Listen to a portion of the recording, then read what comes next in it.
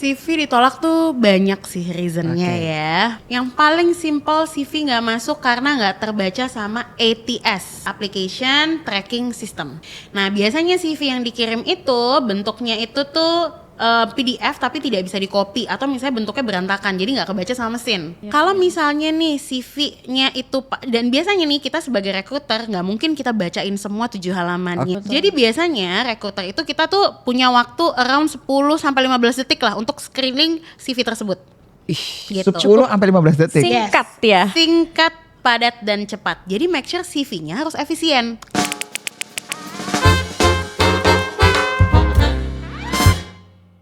Hai semuanya, apa kabar? Semoga baik-baik aja dan sehat-sehat aja. Kembali lagi di Masasi Podcast, masih bersama gue Dinda, Mbak Nurul, Mas Umar dan juga Mas Fahad. Halo. Masih kedatangan Mbak Nurul, salah satu manajer dari Monroe Consulting, firm headhunter yang cukup besar di Indonesia. Ya Mbak, thank you. Ada di 3 episode loh di Masasi Podcast. Masih di Happy sini. ya. Action sampai 6 kan nanti? Sampai 6 episode nanti. Iya, balap bisa dia. Oke, nah hari ini karena masih dengan Mbak Nurul, jadi pembahasannya masih seputar pekerjaan, CV, juga lowongan kerja dan lain-lain di Indonesia. Nah hari ini pertanyaan random aku adalah mengenai CV yang ditolakin. Kenapa sih CV ditolakin? Siapa di sini yang pernah CV-nya ditolakin? Angkat tangan. Pernah deh. Pernah ya. Dan gue nggak tahu kenapa gue ditolak. Iya kan, nah hari ini kita akan langsung tanya sama si suhunya gitu. Nah Mbak, kenapa sih CV itu biasanya ditolakin gitu? CV ditolak tuh banyak sih reasonnya ya. Mungkin coba dicek ya nanti CV-nya kira-kira kenapa tuh ditolak. Waduh. Terus dicatat nih teman-teman nih yang suka air mata di mana-mana atau Oke, CV biasanya ditolak paling simpel deh. Company ini kan sekarang tadi sebelumnya kita udah sempat ngomongin soal teknologi gitu ya. Yang paling simple CV nggak masuk karena nggak terbaca sama ATS. Jadi sekarang ada company itu biasanya pakai ATS, Application Tracking System. Jadi biasanya ketika kita submit profile itu nanti dibaca oleh sistem gitu ya, nanti dirangkum oleh sistem dan lain-lain lah. Beda-beda setiap company. Nah biasanya CV yang dikirim itu bentuknya itu tuh PDF tapi tidak bisa di-copy atau misalnya bentuknya berantakan jadi nggak kebaca sama mesin. Gitu. Even kita pernah ya terima CV bentuknya PDF beneran nggak bisa di-copy, nggak kebaca. Jadi ketika masuk jangankan isinya ke-skip, totally ke-skip. Oh iya. Ini kalau banget ya. Kalau JPEG itu berarti nggak kebaca? Biasanya nggak kebaca. Jadi biasanya yang kita advise ke kandidat adalah bikinnya itu mungkin di Word dulu aja, nanti di-convert ke PDF. Gitu. Gila sedih banget gak sih kalau gue keren, mau tato cekrek nggak kebaca. Nggak kebaca, gitu ya. bener. Jadi tetap PDF tapi kita bikinnya di Word dulu. Betul, misalnya atau sebenarnya ya sekarang tuh udah gampang minta ke ChatGPT juga udah bisa sekarang mah bikin CV gitu ya yang bisa dibaca oleh ATS dan sekarang nggak usah ribet-ribet, udah banyak lah formatnya gitu. Jadi biasanya itu tuh yang pertama. Yang kedua adalah CV-nya tidak efisien. Penting nih. Ini tuh kadang-kadang sekarang orang mikir, oh gue tuh mau punya CV yang penting supaya recruiter mau baca, gue mau selengkap-lengkapnya gitu. Gue terima CV 7 halaman, 5 halaman. Aduh. Kita nih sebagai recruiter. Itu gue yakin halaman 1 tuh daftar isi. Biografi udah berarti. Nah sebenarnya kita nih sebagai recruiter, kebayang gak sih gue aja dalam satu waktu gue tuh pegang gak cuma satu role. Kita tuh pegang banyak role, bisa 11 role, 10 role at the same time.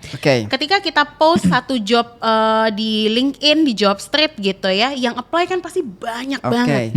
Kalau misalnya nih CV-nya itu, dan biasanya nih kita sebagai recruiter nggak mungkin kita bacain semua 7 halamannya. Ratusan yang apply gitu ya, adanya sakit mata kita nanti gitu. Betul. Jadi biasanya recruiter itu kita tuh punya waktu around 10 sampai 15 detik lah untuk screening CV tersebut. Gitu. 10 sampai 15 detik. Singkat ya. Singkat, padat dan cepat. Jadi make sure CV-nya harus efisien. Nah, CV yang efisien itu seperti apa? CV itu jangan lebih dari 2 halaman. 2 halaman itu cukup. gitu ya. Yang paling basic deh kayak misalnya nama, kontak itu ya jangan sampai miss ya. Misalnya gue punya 2 kontak nih, kontak mana yang gue masukin? Yang ada WhatsApp-nya, yang biasa dipegang. Karena gue banyak nemuin kontaknya tuh nggak bisa di nomor teleponnya nggak bisa dikontak, padahal bagus. Instead of gue effort, gue ya udah bukan rezekinya. Nah sayang tuh. Pastikan yang reachable itu ya. Benar, yang mudah di reach gitu ya. Gue kebetulan punya handphone 3 biji ya kebetulan. Nah, ada yang enggak, ini maaf dagang apa gimana? Biasanya di CV gue, maksudnya di kontaknya adalah nomor telepon yang bisa dikontaknya, biasa ada WhatsApp. Jadi biasanya kita sebagai recruiter, kalau dari Monroe sih biasanya kita akan reach out via WhatsApp dulu. Gitu. Itu. Nah, gimana nih? Tapi pengalaman misalnya Mas Umar nih gue kan udah senior Mbak, pengalaman gue tuh banyak banget. 20 tahun. 20 tahun. Jangan suka ngurang-ngurangin. Ngurang-ngurangin Mbak, lebih. Jadi pembunuhan karakter banget loh. Ya gitu ya. Misalnya banyak nih, tapi pengalaman gue banyak gitu. Yang pertama ketika membuat CV gitu ya, karena kan CV ini bukan biografi ya, nggak perlu semuanya kita tahu. Narasinya seperti apa itu kita yang atur gitu. Jadi instead of CV ini misalnya di pekerjaan sekarang gitu ya, misalnya sebagai sales manager, kita kan punya job description misalnya ada banyak, ada 7-10, itu ditulis semua, nggak perlu. Karena sebenarnya kalau kita ngomongin sales gitu ya, sales company A sama company B ya sama aja, jualan gitu. Kita ngerti lah gitu.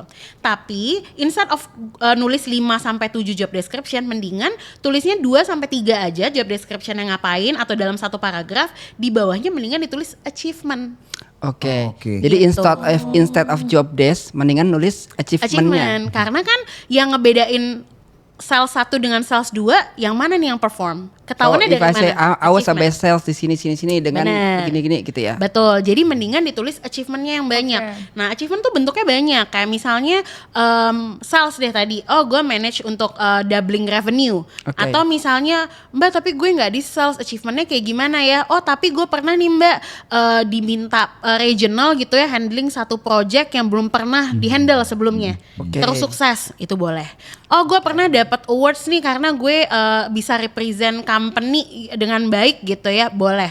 Atau nih misalnya nih hari ini gue diundang gitu ya dengan Mas Asi Podcast gitu ya, gue masukin nanti klikin gue masukin. Jadi that is something yang make you different gitu, dan sayang banget different gitu ya. Exactly. Karena sayang banget kalau misalnya gue nemuin kandidat nih bagus gitu ya, tapi gue nggak tahu bedanya apa dia sama yang lain gitu. Tapi kalau misalnya dia tulis achievementnya, itu chance untuk dipanggilnya akan lebih besar gitu. Jadi udah deh nggak usah nulis 5-7, 2 aja cukup, achievement yang banyak. Mbak, tapi kalau gue di pengalaman kerja, misalkan gue ada pernah pengalaman kerja di 12 perusahaan gitu loh. Berarti kan CV gue tuh jadi kayak 4 lembar 5 lembar gitu. Bisa apa better sebenarnya di pick aja yang the best one? Better di pick aja. Biasanya gue advice-nya akan yang banyak itu yang mungkin 10 tahun ke belakang. The last 10 years gitu. Sebelumnya, yang zaman Nabi gak usah ditulis. Bener. Yang sebelumnya kan mungkin banyak skill-skill yang udah gak relevan gitu ya. Karatan maksudnya kan. Gue juara taekwondo dulu. Gak usah gitu. Jadi gak perlu again, karena CV ini kita sendiri yang ngatur narasinya. Jadi instead of kita tulis semuanya, ya udah 10 tahun terakhir itu lengkap, bagus, sisanya kita summarize aja. Itu juga gak apa-apa. Pokoknya itu CV adalah 1 lembar buat jualan lu gitu. Betul. Ya. Sebenarnya CV itu adalah kita dalam bentuk dokumen dalam profesional lah gitu. Karena kan itu gerbang pertama ya kalau misalnya mau dipanggil gitu. Note ya, itu adalah gerbang pertama. Mbak, sebelum lanjut lagi, pertanyaan simpel. Perlu taruh foto atau enggak di CV? Nah, kalau misalnya CV sebenarnya aku selalu advice untuk disiapin aja CV yang ada fotonya dan yang enggak ada fotonya. Tapi untuk dikirim lebih baik tidak usah pakai foto. Gitu. Lebih baik tidak usah pakai. Karena kadang-kadang kan kita nggak pernah tahu ya siapa yang akan cek CV kita. Mungkin ada prejudice atau kayak gimana gitu ya. Untuk memperbesar chance kita dipanggil aja supaya kita kan fokusnya sama skill sama achievement aja. Gitu. Bukan tampilan awal. Iya, tampilan awal aja gitu. Jadi mendingan gak usah pakai foto. Tapi mungkin memang ada beberapa company gitu ya, kayak misalnya kayak beberapa FMCG gitu ya masih butuh foto. Ya nggak apa-apa, yang penting udah siap aja. Tapi kalau misalnya untuk apply in general, menurutku nggak usah pakai foto. Gitu. Aku. Ya, silakan. Tadi Mas Fat kan foto. Nah kalau aku, apakah usia menjadi bahan pertimbangan? Nah, usia itu sebenarnya tergantung gitu ya. Apakah menjadi bahan pertimbangan ya sebenarnya tergantung dari role-nya seperti apa. Memang nggak dipungkiri masih banyak company yang melakukan age restriction. Kayaknya maunya sampai umur segini segini gitu ya. Tapi ketika misalnya nih kayak ya Mas Umar gitu ya. Gue batuk beneran nih. Misalnya Mas Umar gitu ya, misalnya mau apply ke job yang kok kayaknya butuhnya anak-anak muda. If you think that you are Mature enough. Maksudnya match enough gitu ya, apply aja gitu. Nah, aku tuh punya banyak banget kandidat gitu. Jadi kan salah satu program yang Monroe bikin gitu ya kepada klien, kita tuh punya yang namanya outplacement program yang mana kita ngebantuin teman-teman yang kena layoff gitu ya untuk masuk ke dunia kerja lagi, jadi CV preparation. Nah, salah satu challengesnya mereka adalah most of them tuh sudah berada di company itu tuh sudah lama, jadi umurnya sudah tua gitu. Jadi dia bilang gimana ya Mbak untuk supaya CV-nya supaya tetap dipanggil. Menurutku kalau misalnya mau apply aja satu. Terus kalau misalnya nggak perlu menunjukkan usia banget gitu lah, nggak perlu membahas usia kalau misalnya nggak ditanya. Jadi misalnya education gitu ya, nggak perlu ditulis lah tahun kelulusannya tahun berapa. Biasanya kita tuh ngelihat umur kandidat dari lihat lulusnya tahun berapa, gitu. Jadi untuk memperbesar chance lah ya, gitu. Jadi jangan terlalu khawatir gitu. Berarti tanggal lahir juga kita nggak harus tulis ya. Mbak, tapi sebenarnya gini, kalau saya pribadi suka lihat yang paling penting setelah lolos CV itu adalah interview. Betul. Interview session itu lebih, ini correct me if I'm wrong gitu ya, lebih powerful ketimbang CV. Ya. Kalau di kan Monroe ini perintah dari pemberi kerja dari klien gitu ya, buat cariin orangnya gitu loh. Kalau sisi interview, apa sih yang membuat kita tuh suka ditolak? Interview, wah interview lebih panjang lagi nih. Kalau interview yang paling sering adalah in terms of communication. Kenapa communication yang nggak bagus? Karena kurang prepare biasanya. Monroe itu kita kalau misalnya kita sebutnya interview brief ya. Jadi kalau misalnya kandidatnya mau interview kita brief dulu. Itu tuh kita bisa habisin setengah jam lebih untuk kita brief kandidatnya. Gitu. Jadi ini aku share biasanya aku nge-brief seperti apa gitu ya.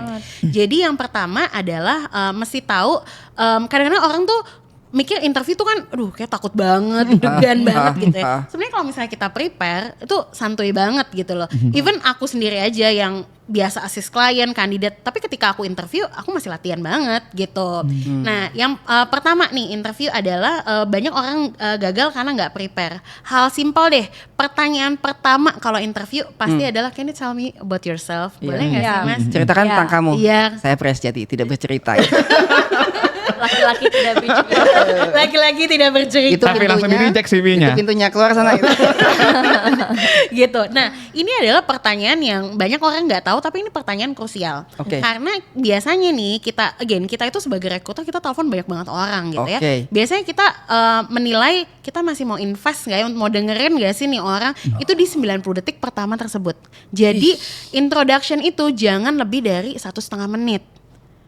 90 menit utama. 90 detik, 90 setengah jam. Main bola Pak. 90 detik pertama adalah penentuan lo masuk ke next step atau enggak gitu ya. Ya, jadi that is the time that you need to ignite the sparknya tuh di situ gitu. Karena kalau lo nya di situ panjang gitu ya 5 menit ngantuk, Bo gitu. Dan jangan terlalu akrab ya. Selamat pagi Pak, gimana kabar anak? Jangan nanya. Jangan. Ya kalau nanya kabar biasa ya boleh gitu. Kalau nanya kabar tuh nggak punya anak gimana jatuhnya ya. Kenapa lu sering ditolak sih? Gitu. Jadi kita sebutnya elevator pitch. Jadi selama 90 detik biasanya gue selalu minta kandidatnya untuk ditulis 90 detik perkenalan. Instead of lo ngabisin 90 detik, oh nama saya Nurul, umur saya 30 tahun, saya tinggal di sini, nggak usah. Mendingan langsung, oh halo, my name is Nurul, I've been working in this sector for 9 years. Selama di Monroe tanggung jawab gue ini, tim gue ini, segala macam. Berarti itu mesti latihan ya, tiap hari di kaca bolak-balik di record gitu. Jadi dan biasanya di record timingnya gitu ya. Timingnya, latihan ya. Betul. Jadi kalau misalnya kandidatnya bilang Mbak ya masih misalnya 120 detik, oke ada yang dihapus Mas. Mana coba aku lihat mana yang harus kita hapus. Misalnya dihapus, dicoba lagi, dihapus, dicoba lagi. Sampai Mbak sampai segitunya. Yes. That's how Monroe works. Nih teman-teman, lo mesti dengerin banget nih 90 detik pertama itu adalah benar-benar pintu gerbang yang wajib lo. Benar. Jadi ketika kita udah tahu nih cara menjualnya seperti apa gitu ya, elevator pitch-nya tuh akan lebih enak ke depannya gitu. Itu yang pertama mengenai elevator pitch. Yang kedua adalah ketika ditanya soal in terms of communication, ditanya kan pertanyaan tuh banyak ya. Sebenarnya interview itu tuh bisa banget kok di-prepare. Lo tanya ke ChatGPT, common question-nya apa sih? Udah banyak. Gitu Iya benar. Untung gue bisa ChatGPT. Nah, untung bisa AI tadi kan ya. Nah, kalau misalnya nih biasa ditanya what is your biggest achievement? Gitu. Biasanya orang tuh ngasih tahu achievement gue manage untuk doubling revenue 300%, naikin revenue 300% and that's it. Bukan itu yang pengen diketahui oleh perusahaan. Jadi perusahaan tuh pengen tahu how did you get there? What did you do differently? Nah, jadi biasanya gue selalu minta kandidat untuk siapin 4-5 achievement, ditulis masing-masing disiapin STAR methodnya. Pernah tahu nggak STAR method? Enggak. Pernah gue tahu. Jadi STAR method itu pertama dari as situation. Jadi dia jelasin dulu backgroundnya apa sih, kenapa dia waktu itu bikin program tersebut. T itu task. Gue udah punya background, planningnya waktu itu seperti apa. A action, waktu itu eksekusinya kayak gimana. A result hasilnya seperti apa. Nah, having this STAR method ini, ketika lo bercerita, lo jadi cerita itu nggak muter-muter. A, B, C, D, selesai. Ini terstruktur sekali gitu ya. Karena banyak banget ya kandidat, apalagi kalau misalnya kita ngomongin soal global client, global company nih ya, dia tuh sangat melihat ini orang kalau ngomong terstruktur nggak ya? Dan efisien pastinya. Efisien nggak? Muter-muter nggak ngomongnya? Gitu. Gue pernah tuh dulu interview orang cerita naratif banget ya orang. Cerita ngalor padahal ditanya tapi tuh jawab kemana-mana gitu loh. Exactly. Jadi makanya kalau untuk pertanyaan yang anything related to challenges, achievement, biasanya gue selalu minta siapin 3, 4, 5 gitu ya, ditulis S-nya apa, T-nya apa, A-nya apa, R-nya apa, satu. Gitu. Masih setengah nih tapi udah dalam nih. Oke. Siapa duluan nih? Gue. Jadi tadi setelah udah lewat tadi 90 detik udah. Terus dia juga udah ngejelasin tadi pakai yang tadi lu bilang juga Mbak Nurul. Nextnya tuh apa lagi? Nah, nextnya akan ada beberapa pertanyaan. Nah, another thing nih yang miss out juga gitu ya. Kalau misalnya ditanyain tentang day to day-nya ngapain sih lo Mas di kantor gitu ya. Dia baca CV. Jadi yang tertulis di CV dia tinggal baca. Padahal interview itu adalah momen lo ngejelasin apa. Kan tadi kita cuma tulis 2 job description gitu ya. Maksudnya jelasin verbally. Iya, jelasin elaborate lagi gitu. Dan jelasin jangan cuman berhenti di job description aja. Ketika lo day to day ngapain sih? Gue ngelakuinnya ini. Sekarang gue pegang tim misalnya ada 5 orang. Alhamdulillah nih Mas, tahun lalu gue manage untuk achieve target gue 150% gitu. Jadi secara subtle lo kasih tahu juga achievement lo apa sih selama bekerja di sini gitu. Jadi on how to sell yourself better. Mbak, gue nanya satu nih. Ini ke pribadi. Kalau kita di interview sama orang Indonesia nih, terus kita sok-sok bahasa Inggris, akhirnya campur-campur. Jadi lu nggak bahasa Indonesia semua atau nggak bahasa Inggris semua. Masalah apa enggak? Sebenarnya gini, kalau misalnya interview itu we need to master yang namanya the art of mirroring. Jadi lo mesti lihat dulu interviewer lo pakai bahasa apa. Kalau misalnya interviewer lo dengan bahasa Inggris, then answer it with English. Tapi kalau misalnya kelihatannya dia santuy nih bahasa Indonesia bahasa Inggris, coba kita aja, boleh. Tapi atau nggak, if you want to be more polite, tanya aja, Mas, nggak apa-apa nggak kalau misalnya aku jawabnya pakai bahasa Indonesia bahasa Inggris, atau would you prefer full in English? Gak apa-apa. Karena kemarin sempat ada yang interview gue nih dari luar gitu, dia bilang kalau lo prefer bahasa Inggris, boleh bahasa Inggris aja kok gitu loh. Mungkin dia merasa kita nih campur-campur gitu. Sebenarnya lo mau milih yang mana nih gitu loh. Sebenarnya tergantung. Kalau misalnya memang interviewernya kelihatannya pakai bahasa Inggris, dan pakai bahasa Inggris. Jadi act of mirroring. Maksudnya gue nggak bisa bahasa Inggris. Kalau itu upskill. Nonton dong episode yang sebelumnya. Nonton dulu deh. Berarti upskill gitu. Mbak tadi sudah dari mulai CV-nya dibenerin apa gitu-gitu. Sama terakhir Mas, yang interview yang penting banget adalah body language. Yes, body language. Penting, kita tuh banyak banget ya interview ditolak just because body language-nya aneh gitu. Kayak misalnya sepanjang interview kayak gini. Oh, itu big no ya? Iya. Atau enggak gini. Bisa pakai jilbab. Atau kalau cewek gini terus. Kemarin gue interview orang itu beneran rambut mungkin ada 40 kali. Nah, gue sampai abis itu gue telepon, lu tau gak sih lu ngapain sih? Beneran rambut terus gitu loh. Exactly. Gini gitu ya. Itu juga ganggu gitu. Jadi kita mesti gesture-nya mesti bagus, cara duduknya proper ya, harus proper. Apalagi kalau misalnya online gitu ya, kadang-kadang ada aja kandidat online gitu ya pakai baju kaos rumah. Terus pas interview berpangku tangan gini, ada aja. Nggak boleh gini ya? Nggak boleh kan kelihatannya bosen. Kalau ngobrol kayak gini sama Mas kan kelihatannya gue bosen gitu kan. Nah, bawaannya mau singkat aja gitu kan? Iya, nggak boleh gitu. Jadi body language is important. Dan another thing adalah you need to do extra miles. You need to know interviewer gue siapa sih. Gue mesti add dia di LinkedIn, cari common groundnya. Oh sebentar, berarti you do diligence with the company yang interview lu, sama kalau bisa orang yang interview lu siapa udah tahu, lu cari itu jadi LinkedIn gitu ya. Biasanya Monroe kita akan info, Mas nanti lo akan ngobrol sama ini add di LinkedIn. Misalnya nih ternyata ada yang suggestion. Yes, benar. Jadi misalnya nih ternyata gue dulu tuh satu SMA loh sama dia. Oh ternyata gue dulu teman ini. Jadi ada common groundnya, lo lebih enak ngobrol. Waduh, ini yang dulu gebukin gue. Tau gak dulu ya, gue punya ada satu kandidat yang diterima. Ini role susah banget. Terus ini kandidat tuh do extra miles banget. Dia sampai cek ya Instagram hiring manajernya. Ketahuan bahwa hiring manajer suka banget sama Ferrari. Ketika dia interview dia pakai backgroundnya Ferrari. Terus interview bilang, lo suka Ferrari juga? Iya, lo juga suka. Ngobrol dari situ. Jadi ke interview lebih enak gitu. So that is what you get ketika you do an extra miles to know, supaya lebih tahu. Jadi nggak cuma tentang interviewernya aja ya, tapi ini ilmu tentang company komunikasi juga. banget nih, lo membahas sesuatu yang lawan bicara lo suka gitu. Bener gitu. Dan you need to understand juga company gue seperti apa sih. Jangan sampai ya ketika ditanya gitu, what do you know about our company? Nggak tahu. Oh iya sih. Lo nggak Selesai sih niat pasti. dong. Company. Oh itu selesai di gue, asli itu selesai di gue. Nah Mbak Nurul, aku mau nanya, tapi tadi berhubungan sama Mbak Nurul jelasin kalau misalnya kita mengkontak hiring manager duluan tuh sebenarnya nggak apa-apa ya, sah-sah aja. Nah itu mungkin bisa jadi tips juga buat teman-teman setelah memberikan CV untuk tidak di ghosting kali ya, Mbak. Betul. Bagaimana? Jadi salah satu hal yang selalu gue, kalau misalnya ada do's and don'ts gitu ya, salah satu don'ts yang terbesar dalam job seeker gitu ya, adalah apply and pray. Ya kita harus pray pada Tuhan dong, obviously gitu ya. Tapi jangan sampai nih kita, gue apply banyak gitu ya, ya udah kita tinggal tunggu aja.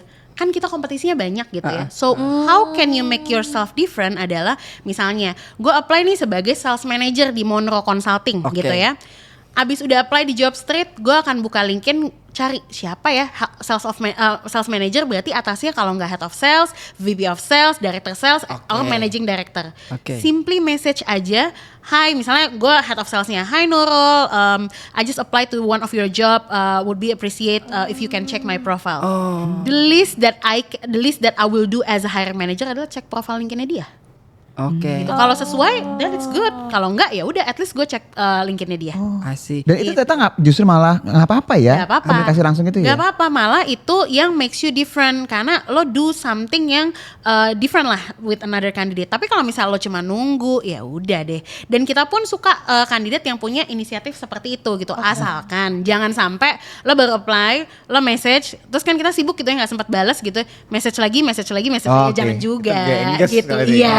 Jadi itu annoying ya. Iya deh, di blok nanti di LinkedIn. Jadi makanya kalau apply. Tapi sekarang lu tahu nggak kenapa lu ditolak? Udah tahu belum? Tahu sekarang. Dari mulai CV gimana, gue tahu sih. interviewnya gimana, Ilham. body language-nya gimana gitu loh. Mbak aku nanya, ordal tuh penting apa enggak? Oke, ordal itu sebenarnya penting. Tapi kita tuh jangan menganut sistem, gue punya ordal, gue jadi orang titipan. Nggak gitu juga gitu ya. Jadi kita punya ordal nih, misalnya gue udah apply ke Monroe, kayaknya gue sempat ngobrol sama Nurul tuh masih di Monroe nggak ya. Simply bilang sama Nurul kayak, Nurul gue baru apply nih di Monroe, boleh nggak hiring manajernya siapa sih, boleh nggak cek LinkedIn gue. Biasanya kalau misalnya kita kan happily lah ya kasih referral. Nah kandidat yang mendapatkan referral itu biasanya 4 kali chance-nya lebih gede untuk di interview. Gitu. Jadi ketika misalnya apply ke satu company, dicari gue punya temen gak ya di sana.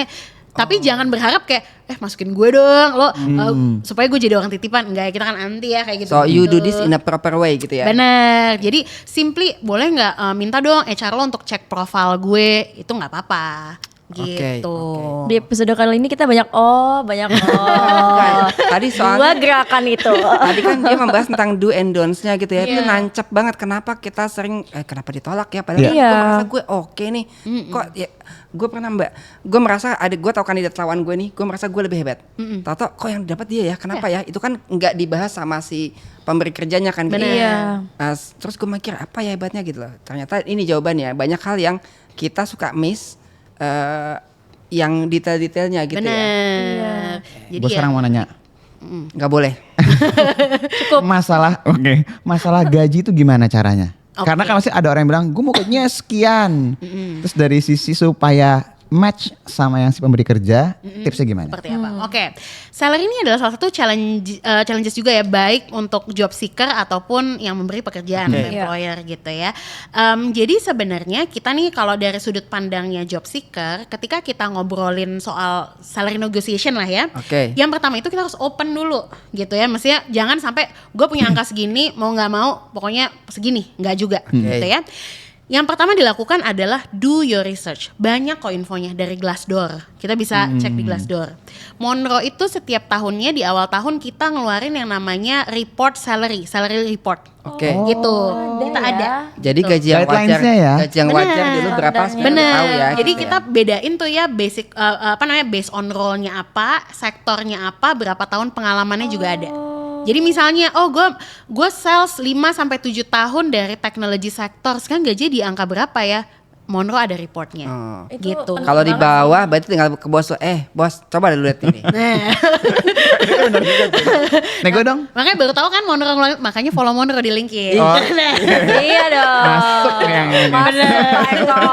Nah, ketika kita udah tahu nih salary-nya di angka berapa gitu ya, dan kita bisa negotiate salary tersebut. Nah, tapi sekarang tuh salah satu challenges yang terbesarnya juga nih job seeker, kadang-kadang nggak ngerti bahwa monetary itu, salary itu tuh bukan segalanya gitu. Gue tuh selalu ketika over management dengan kandidat gitu ya, gue selalu mention mengenai soal career investment ke kandidat gitu. Ketika lo pindah dari satu company ke company yang lainnya, obviously nggak ada yang namanya perfect offer. Jarang banget ya lo dapet semua yang lo mau gitu ya. You get some, you lose some. Itu kalau anak-anak gue bilang itu kayak udah script gue tuh, you get some, you lose some gitu ya. Lu banget tuh. Gue banget. Caranya dia. Kan? Nah, maksudnya apa? Jadi misalnya nih, lo pindah dari company A ke company B. Aduh, sebenarnya kenaikan normal ketika lo pindah company itu kan dari 15 sampai 30% salary increment. Tapi during this type of situation bahkan sekarang 30% udah susah banget. Jadi biasanya sampai 20-25 lah gitu. Nah, misalnya gue pindah dari company A ke company B, gaji cuma naik 15% nih, kecil banget gitu. Tapi you need to think 360. Gue selalu minta kandidat gue untuk create pro and cons list. Misalnya nih, lo pindah, tapi kan sebelumnya company lo tuh company lokal. Lo pindah ke company yang multinational. Itu different, career investment. Oh, sebelumnya lo nggak pegang tim, sekarang lo pegang tim. Itu juga beda. Oh, sebelumnya mungkin gue full WFO, sekarang hybrid, itu juga bisa gitu. Dan biasanya gue juga selalu advice kita nih sebagai recruiter, Mas, gue ngeliat profile lo walaupun gajinya nggak begitu naik gitu ya, gue ngeliat profile lo dulu sebelumnya di lokal udah lama, sekarang pindah ke global, it completes your profile, bikin profile lebih seksi di mata recruiter gitu. Jadi we need to think career investment gue tuh nggak cuman bentuknya monetary, tapi hal lain, misalnya exposure ke global, terus juga connection yang akan didapatkan seperti apa, more broad lebih expand responsibility-nya dan lain-lain. So gitu. itu broaden your horizon gitu ya. Benar. Dahsyat nih hari ini nih.